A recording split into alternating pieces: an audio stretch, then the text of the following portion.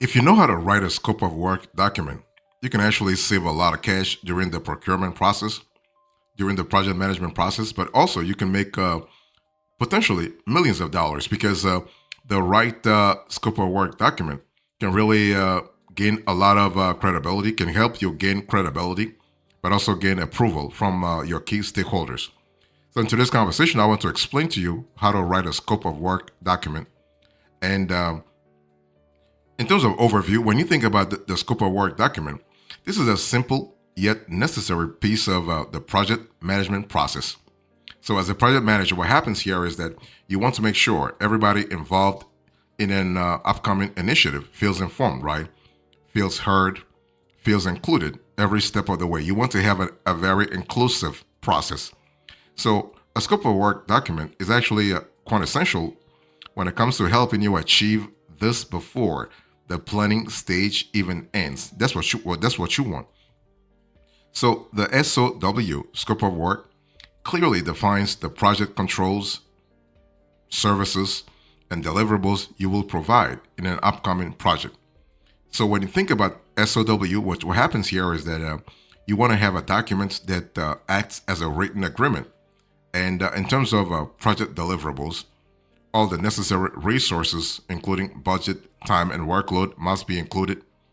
Project timeline and phases, legal requirements, and so on and so forth. The thing is, you want to be transparent, right? You want everybody to be informed because you want to specify those factors early on so that you can help manage projects more successfully and avoid setbacks in your project schedule. Like, for instance, you do not want to run out of resources. You also want to have, you do not want to have scope creep later on in the project management process. So that's kind of cool because you want to be as thorough as possible when it comes to your scope of work, okay? So when it comes to your SOW, let me give you a few best practices when it comes to writing this document. You want to be specific, you want to be visual, and you want to be transparent. Being visual is really critical, especially if you are, let's say, in a niche that really calls for it. So visual, specific, and transparent.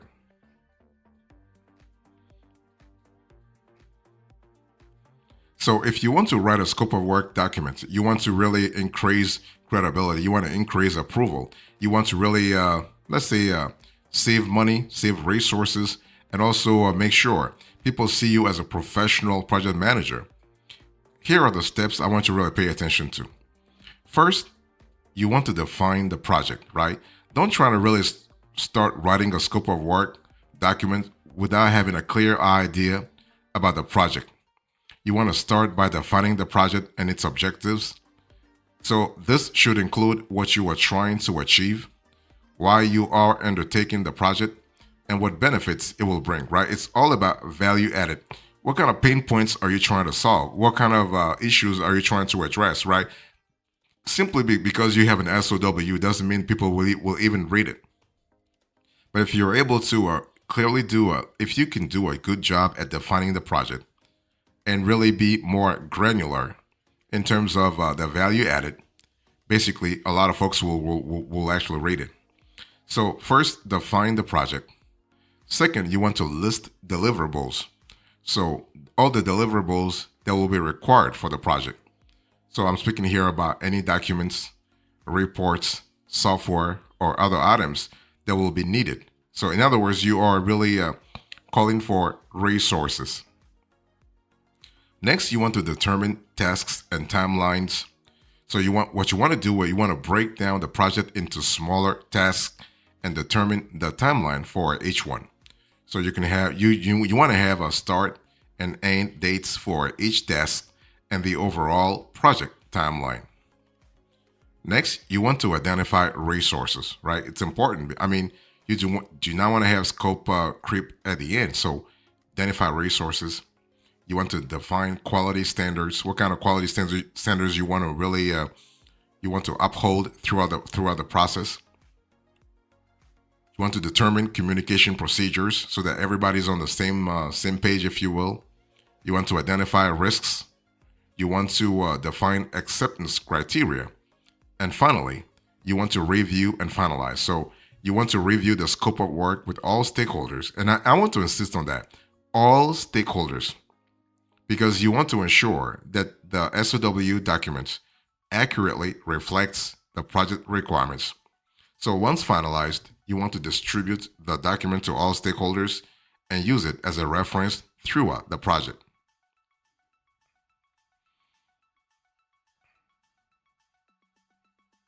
So if you're trying to write a scope of work document, the cool thing is that there are templates. Don't try to reinvent the wheel. Okay, you have a software, you have organizations that actually make it easy for companies or a project manager to get things done. Well, let's say quickly. So you can start with a project management template to expedite the scope of work process. And the cool thing is that, as a rule of thumb, your scope of work template should have at least 5 sections built out to plug and play your project information. So I'm going to put this on the screen here. So what are the five parts here? First, you want to have a glossary of important terms, right? The problem statement your project is solving, like what kind of pain points you highlighted. You want to have SMART goals, project objectives, deliverables, KPIs, and the like. That's the third aspect. The fourth aspect is necessary let's say necessary administrative needs and approvals. And finally, you want to have a customizable project schedule or timeline. Okay, so having the right template is really key. I'm showing you on the screen here a template, an SOW templates. Okay, so when you have the right template, you want to have things. I mean, by the way, this is a sample from ClickUp. So ClickUp is a project management tool. Okay, but you can have other templates from other players. So what you want to have, a background and project goals, deliverables, agency and client responsibilities, timeline and milestones, administration, approvals. Okay, so that's really important. And you also want to really understand that you want to have milestones also. I'm showing you on the screen here. You want to have milestones. And also, finally, you can also have like what I call ancillary documents. For example, here on the screen, I'm showing you an advertising pitch. But hey, listen, every software is different, okay? But the cool thing is that you want to make sure that you have the right templates, the right template that really fits your specific projects, but also your specific audience.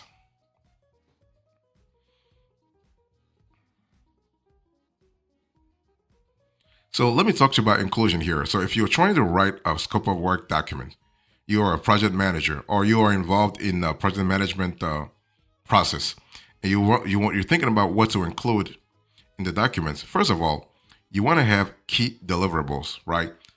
After let's say having current, like, first of all, you want to really understand that everybody is on the same page, right? On the same page when it comes to key deliverables, for instance. So if you are providing, let's say, a product or a service, you want to let the project team know that, right? Don't think that this is obvious. This may be obvious to you, but this may not be obvious to them. So be very careful there. You want to be, so you want to talk about the key deliverables. Next, you want to really also talk about the project timeline. So this is actually your start to finish journey, right? So beginning date, end date, so that you can really be on time. You do not run out of resources. So you want to really talk about the phases your project will pass through, and you want to detail the deliverables expected along the way. You got to map out your timeline in order to define a project's scope, but you can build your timeline in a variety of ways. It really depends on which one you're comfortable with. You have Gantt charts, tables, and flow charts like mind maps are highly visual project management solutions for creating your timeline and ensuring all major details are included. If you remember a little earlier, I spoke to you about the fact that you've got to be visual, right? So being visual is really important. So if you have mind maps, for instance, you're able to get things done faster. So the cool thing is that these resources, meaning Gantt charts, tables, flow charts, they are also excellent for identifying task relationships and dependencies, which will make the project execution phase more efficient overall. So that's really important. I'm showing you on the screen here an example of a Gantt view. Like if you look at the ClickUp, for instance, here you are able to visualize project milestones with a Gantt view. Okay, but again, this is all project management software have those capabilities. So you're able to get things done faster. You're able to draw relationships between tasks. You can visualize bottlenecks, and you can prioritize action items. And that's what you want. As a matter of fact, you can even calculate your critical path or track your progress percentages for a bird's eye of what's happening and what's to come. So that's kind of cool.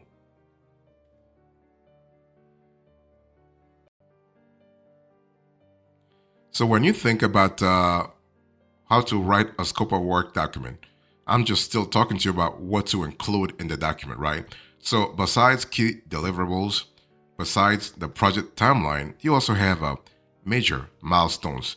And major milestones are really important, especially if you are working on a very, let's say you are working on a very competitive, in a very competitive niche where the your project management team is really in multiple geographies, for instance. So for complex projects, especially, the timeline alone can be really can be daunting, right? In these situations, it can be really helpful to break up and define a larger timeline by its key deadlines when the project moves from one stage to the next. So that's really these major moments are known as project milestones. So that's kind of cool because it gives you a lot of capabilities, a lot of possibilities. So reaching a project milestones is actually a great opportunity to regroup, get back on the same page, and reevaluate where your project is headed. So if you are a project manager or you're a part of the project management team, really when you think about major milestones, here is the perfect time to touch back with important stakeholders and ensure the project is developing as expected or discuss any issues faced along the way, right? It's all about really making sure you are on the same page. I mean, literally, you are on the same page. So as you can see on the screen here, you're able to use the Gantt chart view in ClickUp to schedule tasks, keep up with project milestones, manage deadlines, and handle bottlenecks, okay? And milestones templates help eliminate some of the guesswork involved in identifying the most significant milestones in a project while guaranteeing your team is making the best use of them. So that's kind of cool. Again, I'm using ClickUp here, but you can have money.com, you can have Zoho projects. You have a lot of project management tools out there that actually do the same thing. They do the same thing too. So that's really cool.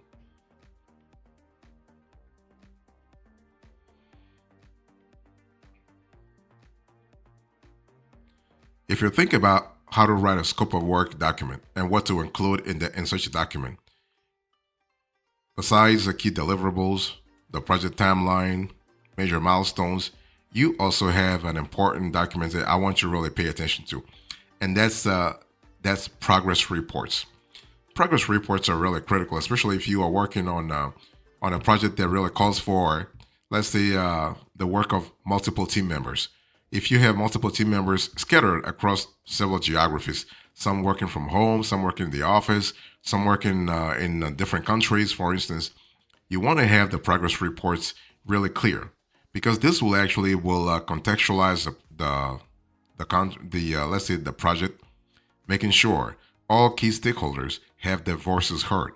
Okay, so reporting is not a one and done task on your list, especially if you are working on let's say a dynamic project. Okay, reliable insights and updated reports are key elements of any good scope of work document because many managers and stakeholders will refer back to it multiple times during the project management process. Okay, not just the planning phase. It's one of those things where if you have a project that calls for constant evaluation, constant reevaluation, then having this let's say, granular progress reports is really good.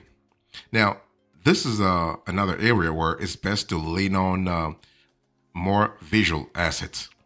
I mean, no one wants to lose time deciphering lengthy data sets or clicking into additional research, right? So, what you want to do when it comes to running a scope of work document, especially when it comes to the progress reports, you want to summarize the most important and data driven points in a way that's easy to digest. Think about your audience, think about your key stakeholders.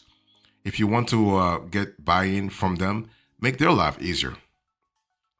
So I'm showing you on the screen here. Basically, you're able to have a dashboard in most project management software tool. You can have a dashboard that gives you a high level overview of what's really happening. Okay, so dashboards actually are great because you're able to choose over. You can choose from multiple widgets to pull up to date data on recent project activities using customized charts, progress tracking, calculations, tables, and even apps. Yeah, you can even use apps to build presentation ready dashboards for your project. And that's what you want. Remember that basically senior management may at any point in time ask you to provide updates on the reports you're running. So having a dashboard that's actually a presentation ready is going to help you big time. It's going to help you actually save time, save money, but most importantly, gain in credibility. Okay, and again, across the hierarchy, not just at your level, but you also above you, if you will.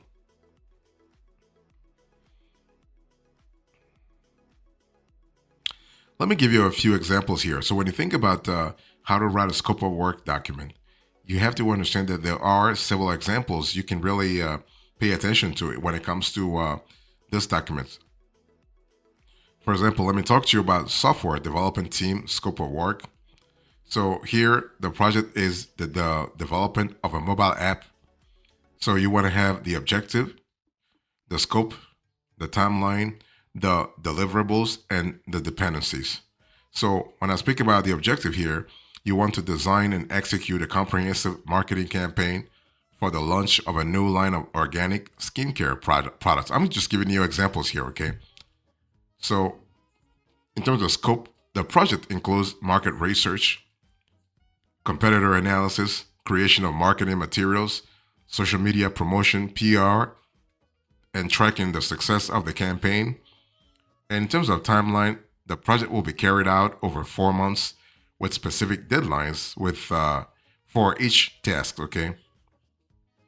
In terms of deliverables, you have a detailed marketing strategy, content for promotion, like for instance, blogs, social media posts, press releases, and a final report outlining the campaign's impact. Next, you also have basically, so I was talking to you a little bit about the marketing team scope of work, but now I want to talk about the HR team scope of work. Here, if you have, let's say, and again, I'm speaking to you about examples here. So, employee onboarding program.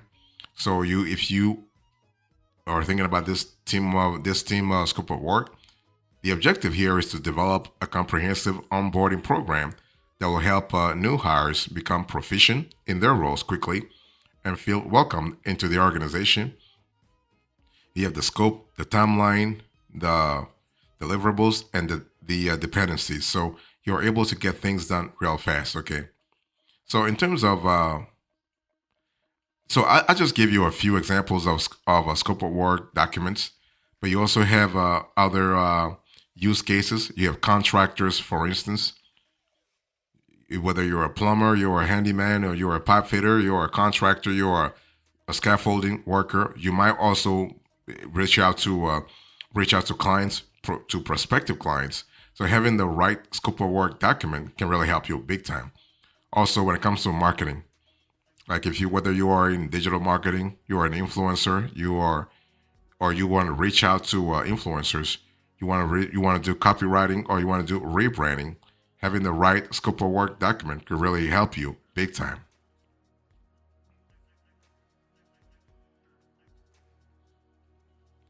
So here's a coda to this conversation. I spoke to you about how to write a scope of work document.